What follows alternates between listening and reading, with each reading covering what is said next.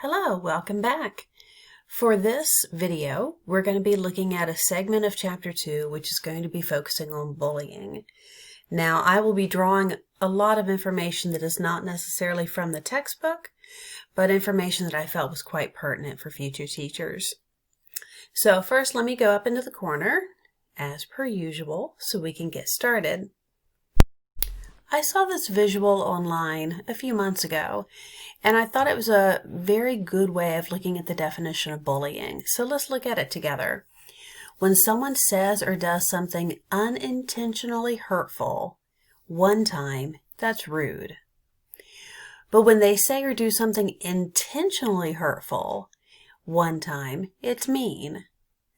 But when they say or do something intentionally hurtful and they keep doing it, knowing you don't want it, that is bullying.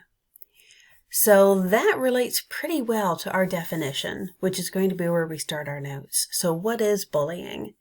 It is an aggressive behavior that is unwanted by the victim, recurring more than once, and it typically involves a power imbalance. Now that power imbalance could be real, or it could simply be perceived on either party. This power imbalance could be due to status, it could be due to strength, it could even be related to gender or social status. But still, those are the components that are needed to truly label something as bullying. So there are a lot of different types of bullying and a lot of questions about what bullying is. Like, for instance, let me ask you, fat shaming. Is fat shaming bullying? You might recall not too long ago, James Corden did a piece on his show talking about how Bill Maher and other people who have been known to engage in fat shaming, how they are actually bullies and related to our definition on bullying. So, speaking of which types of bullying, verbal bullying is one type of bullying. So teasing, name calling, inappropriate sexual comments, taunting, threatening to cause harm. And again, even though something like name calling may seem benign, if it is unwanted, if it is recurring, if it is perceived as aggressive, and if perhaps there's some sort of a power imbalance, that is bullying. So I think that shows that fat shaming could go in the category of bullying. Well, verbal's obviously not the only kind of bullying. How about this? So this is a Facebook post made by a family member of mine. And she said, after being told by Amelia, that's her daughter, in middle school, that kids at school are yet again making fun of her, this time for her clothes, I saw this post and thought I would share it. I hope I can teach my girls to love themselves and to show love despite others' hatefulness. I see far too many posts like this, and actually they say bullying starts around second grade. It's not the height of it, but that's typically when you first see it. And what is this kind of bullying? Making fun of someone for the way they dress. Well, that certainly fits under the category of verbal bullying. Here's another example. This was a rather famous case about a year ago in Florida. So this is a young boy. They were having College Colors Week, and this young boy couldn't afford a college jersey. First of all, those things are a bit expensive. So he made one for the Tennessee Volunteers with a sheet of paper on his t-shirt, and he was made fun of all day. So you can see he got his picture posted online, and it was something that the school really made a big deal of. And in fact, the University of Tennessee got in touch with this young boy's family and gave him a whole bunch of gear and things related to the school. So verbal bullying. Well, what are some other types? How about physical bullying? That's the type that usually first comes to mind when you think of bullying. Some sort of act of physical aggression where you are hitting someone, kicking someone, doing something to hurt them physically. And some people even include things like rude hand gestures, since you are doing something physical as opposed to something verbal. And I would like to point out that physical bullying can also include a physical act toward an object. So whether you are destroying the person's work, keying their car, breaking something of theirs, that also fits under this category of physical bullying. Physical bullying can be seen at any school. So here's an example of a rural Ohio school, Frontier High School, where there was a large number of fights where there was a group of kids who were holding back other kids to prevent them from helping out while they would single out a student to beat up. One young man had to have his jaw wired shut. I talked to a parent at this school whose both their son and daughter said that they were concerned for their safety every morning going to school. So this is rural Ohio. Now we have metropolitan Ohio. So this is from Columbus.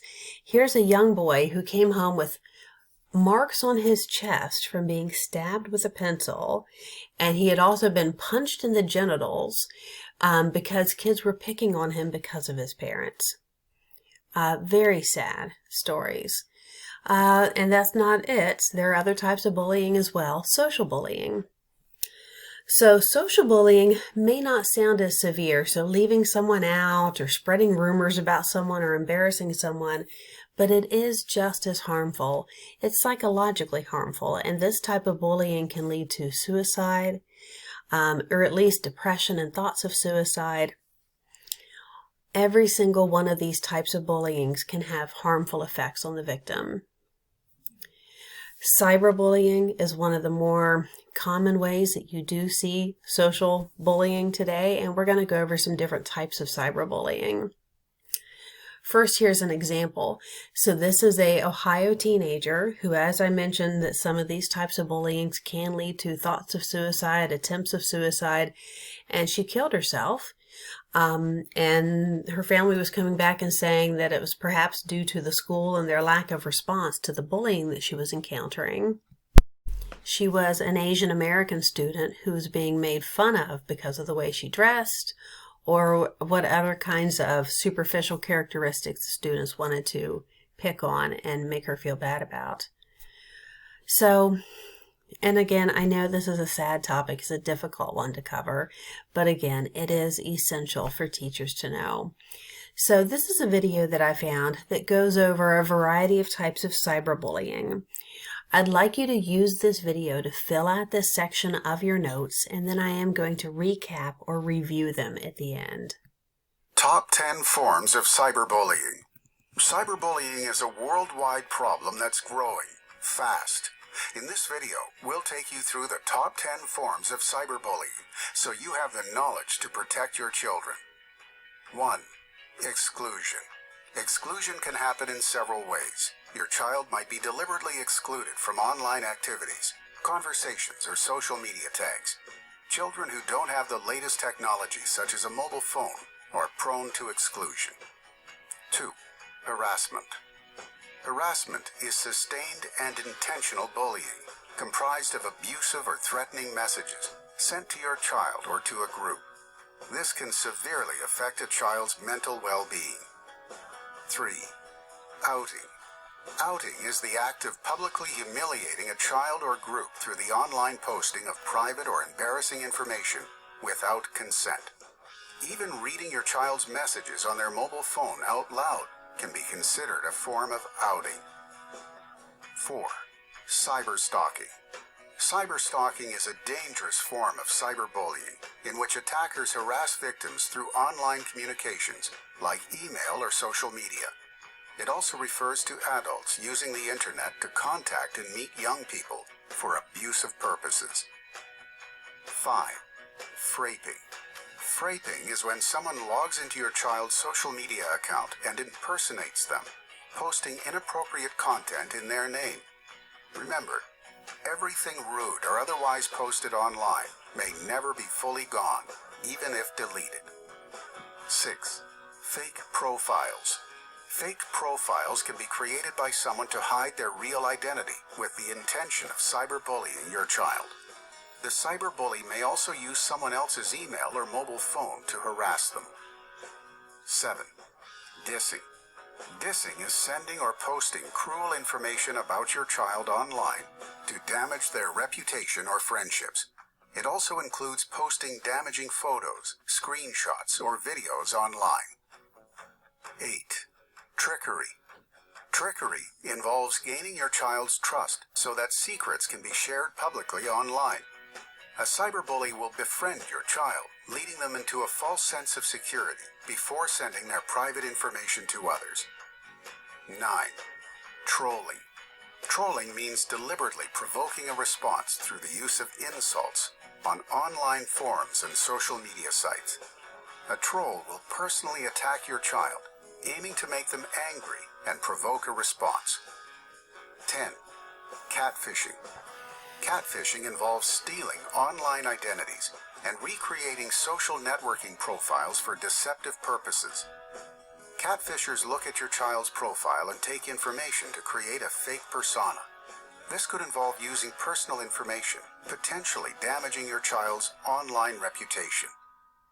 Please share this video with other parents to help spread awareness. So I thought that that was a really good recap of these major types of cyberbullying. Now, if you found yourself unable to complete some of the notes and aren't certain about them, I'm going to go through the first 5 and then the second 5 so that you can fill in your notes. So feel free to hit pause here if you need to. And here are the next 5. They should be listed 5 through 10, but the numbering didn't work correctly, so pardon me. And again, hit pause if you need to fill in your notes at this time. So let's go over some other information. We're going to look at things like who gets bullied, look at bullies themselves, look at things that teachers can do to assist or help. So who is it that is most likely to be a victim of bullying? It can be anyone, but there are some traits that victims tend to have in common. They might have delayed puberty, meaning they might be smaller and slightly more immature physically than the bully themselves. If you see the bottom picture down below, let me get my little highlighter out, from the original Karate Kid, I think that Ralph Macchio was smaller in size than his bullies, and he might fit that category.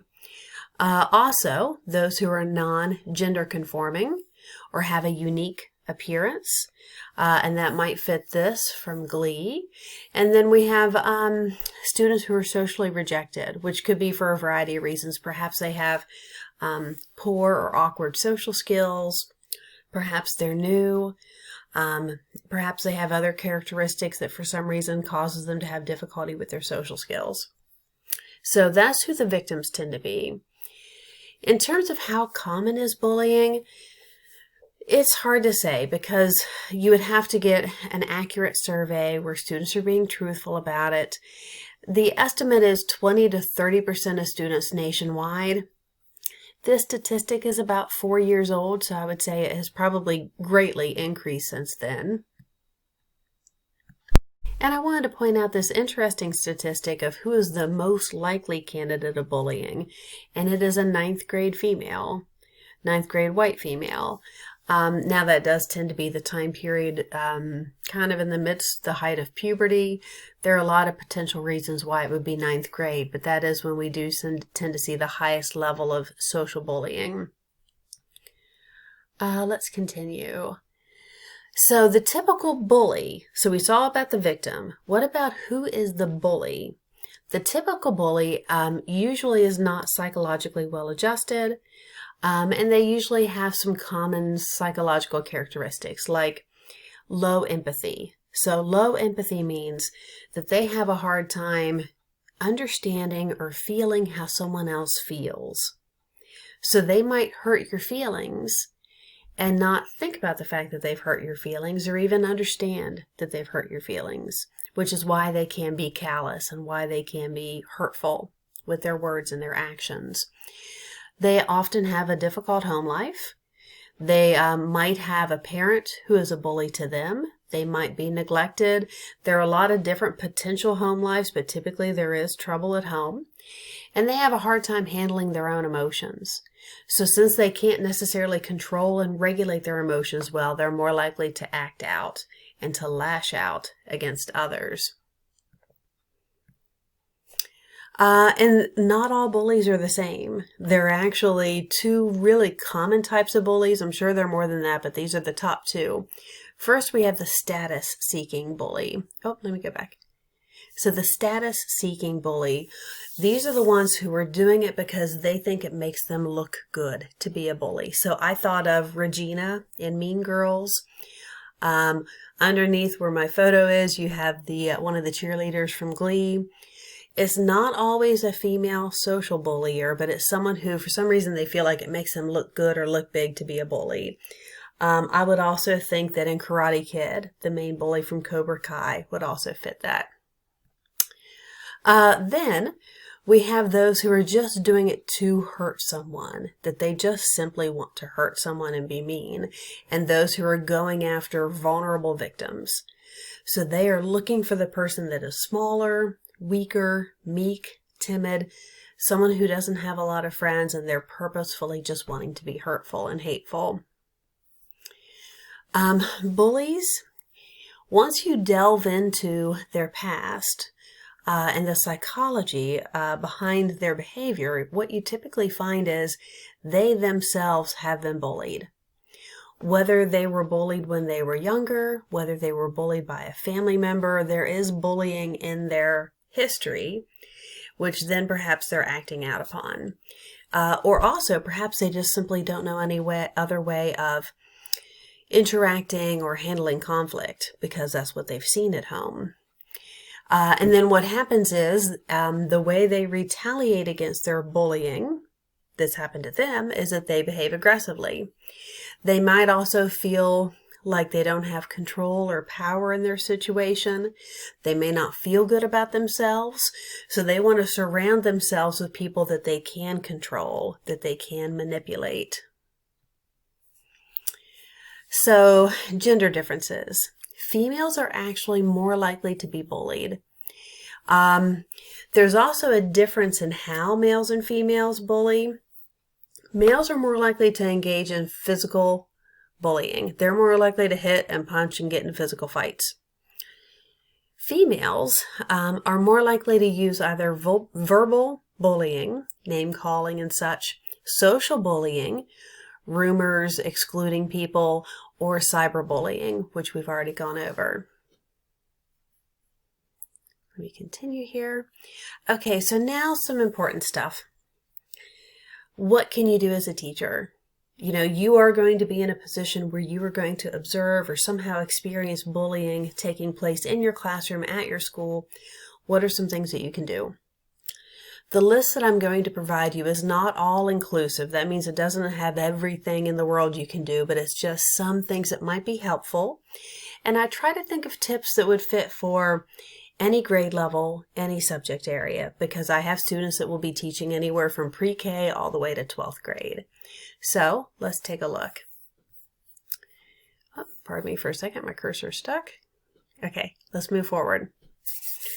I thought I'd start with the question to you.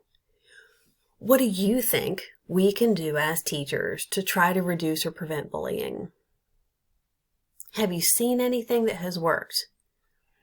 If you have, you're going to want to make a mental note of that, because when you see things that have been successful, those are the things you want to repeat.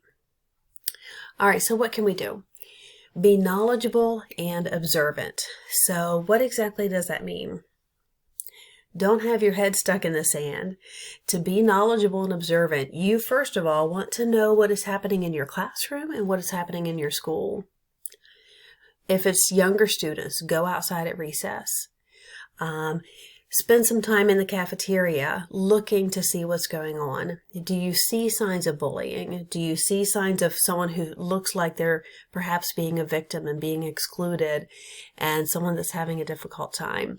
You want to know the dynamics of the student populations that you're working with. And something else you want to be knowledgeable about is the ever-changing format of cyberbullying. What are the newest platforms that students are using? You know, what is happening? You also want to consider ways that you can try to reduce bullying within your curriculum. So, how can you do that? Well, let's start with our first point here.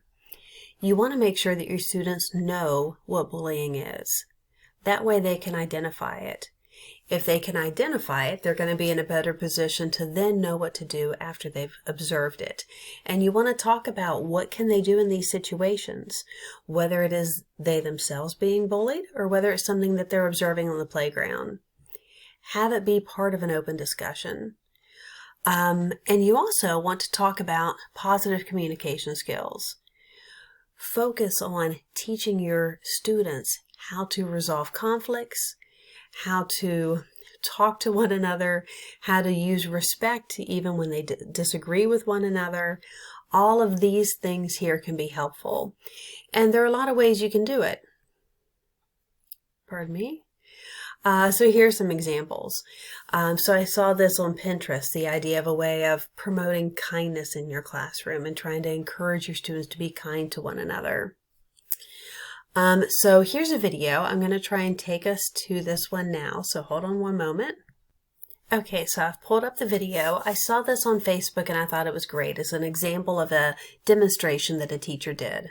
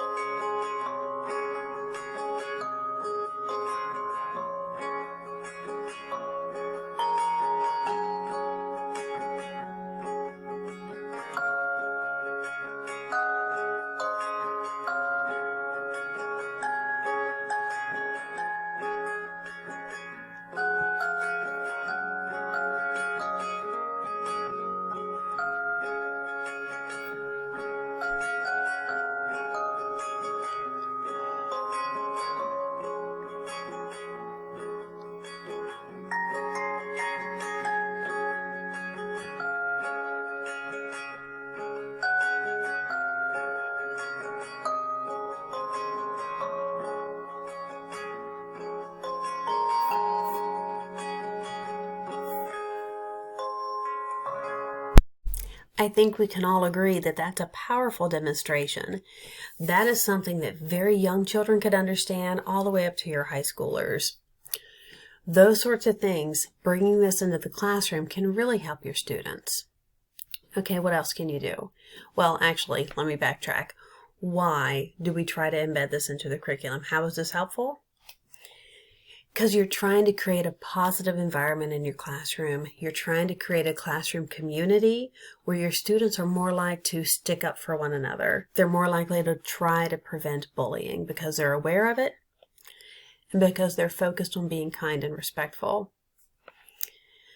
So I already mentioned this kind of also in the classroom. You can have discussions about why people bully, about the effects of bullying, to try to make your students more sensitive to this, aware of this. This can go a long way. Now, I did find over here, I don't know if you can see my cursor, so I'll get my little laser pointer again. There are a lot of great kids books for all ages out there that you can get to try to make these points to show students what bullying is and what its effects are. And the reason you would want to do this, again, to help your students make better choices, to help your students be more positive, and to help them be your ally when it comes to reducing and squashing bullying at your school. I think this is another great example. So this is very similar to the apple. So a teacher gives her class, tells them to take out a piece of paper, tells them to crumple it up, stomp on it, really mess it up, but don't rip it. Then she says, unfold it, smooth it out, look how scarred and dirty it was. Then she tells them to tell the paper that they're sorry for being mean.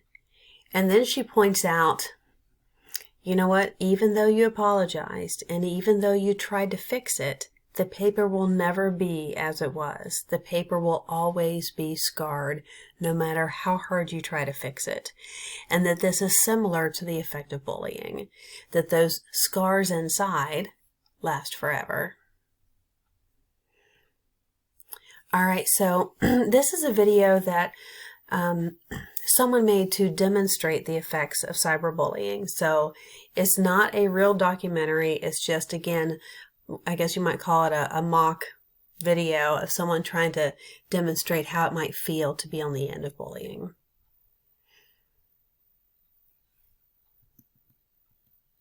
A 15-year-old girl committed suicide, and it appears that she was being bullied online. In Miami, kills himself online as hundreds, perhaps thousands, watch and do nothing.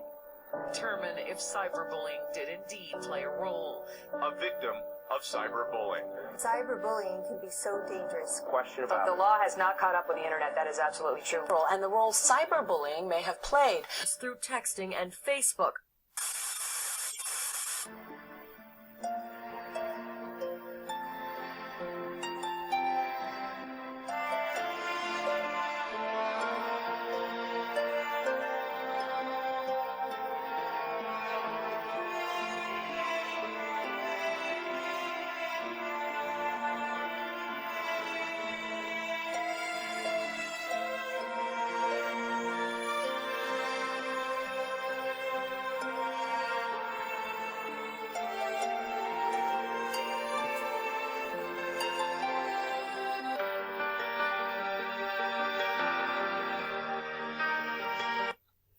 And I do think what this young girl created was helpful, because I think it's important to see the devastating effect that bullying can have.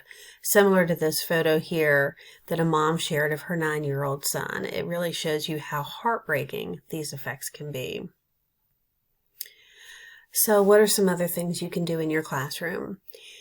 When you're creating rules, you can also keep this in mind, trying to set positive behavioral expectations for students to let them know what you expect from them. I love this little pledge down here that I found online, having your students to promise to respect those around them, to respect themselves, and to also not stand silent while others might be bullying or spreading hatred. Now, it's not just your classroom. Your principal should also be looking at school-wide efforts to reduce bullying. So you should have a procedure for reporting bullying. It could be anonymous, it doesn't have to be. And then there also needs to be specified what the immediate response is when bullying is reported. The school should have very strong repercussions. This should not be something that they let slide. Here's an example of a typical type of bullying and harassment form, and this one is created to be anonymous. I just simply did some searches trying to see what some other schools were doing for this. Here is one that I thought was interesting. So this is in Lima, Ohio, and this is where the district actually created an app that students or teachers could use to report incidences of bullying. Here's another example of a school-wide attempt to focus on or address bullying. So they brought in an outside speaker to their elementary school, and they had, this group actually has done 5,000 assemblies across the United States, and they brought them in Lima, Ohio to talk to their students. You also, as a school-wide, want to focus on teaching students tips for handling bullies, Whether you want to do role play, whether you want to bring in a group to do some role play, something to actually put them in that position to help them feel more comfortable standing up for and identifying these kinds of behaviors. So here's one from Liberty Township that I saw, where they brought in anti-bullying speakers. They had 720 students all together, and they broke them up in groups to have discussions and to do all kinds of things to try to meet these goals. Here we have Geneva schools that have their students do a kindness program, and where they do a pledge for kindness. And that relates to this tip here, this idea of having school-wide events to focus the entire student body on bullying. I just recently saw this on Facebook as well. I thought you might want to see the video. Okay, so I have also enlarged this video. Let's check this one out.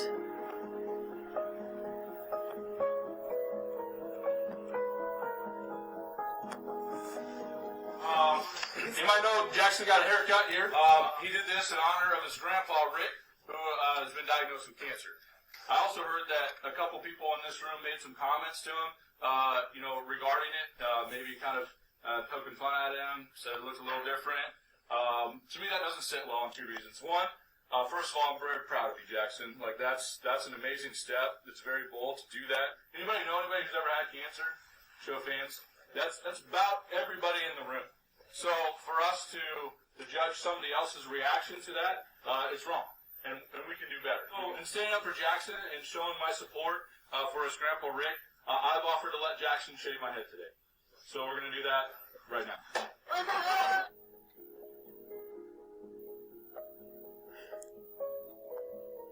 It's nice to see a principal be that active with trying to send a positive message to students.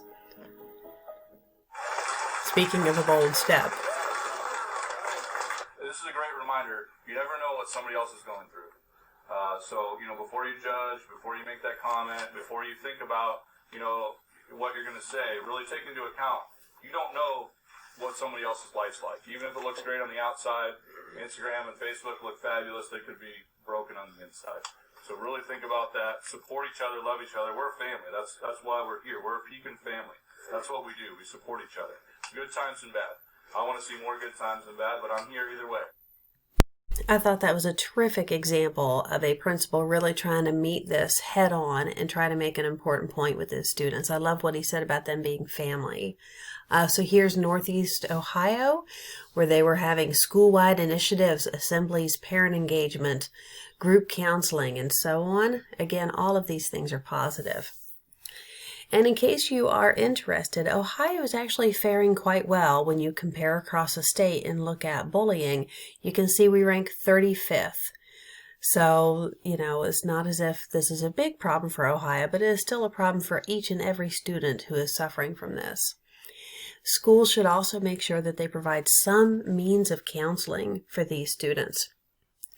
And not just the victims of bullying, but also the bullies themselves. Simply punishing the bully, sending them home, expelling them, suspending them is not going to solve the problem. It is not going to make it go away. They do need to go through some form of counseling in order to end the cycle of bullying, which should be the goal. I also saw this recently on Facebook. This is from where I am. I'm about an hour away from Athens, so this was Williamstown, West Virginia, I believe, where after a student had committed suicide after being a victim of bullying, these signs started to appear all over town. Okay, so that's it. Again, I know this is a sad and a difficult topic. It's something that might even touch you personally. I hope that some of this has been helpful. And thank you so much for your attention.